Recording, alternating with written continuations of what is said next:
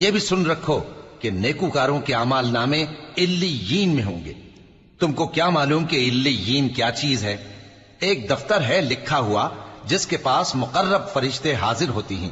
بے شک نیک لوگ نعمتوں میں ہوں گے، تختوں پر بیٹھے ہوئے نظارے کریں گے، تم ان کے چہروں ہی سے نعمت کی تازگی معلوم کر لو گے۔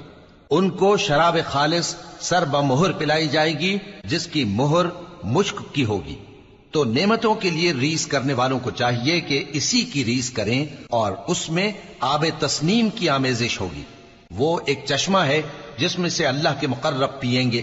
جو گناہگار یعنی کفار ہیں وہ دنیا میں مومنوں سے ہنسی کیا کرتے تھے، اور جب ان کے پاس سے گزرتے تو حقارت سے اشارے کرتے، اور جب اپنے گھر کو لوٹتے تو اتراتے ہوئے لوٹتے، اور جب ان کو یعنی مومنوں کو دیکھتے تو کہتے کہ یہ تو گمراہ ہیں، حالانکہ وہ یعنی کافر ان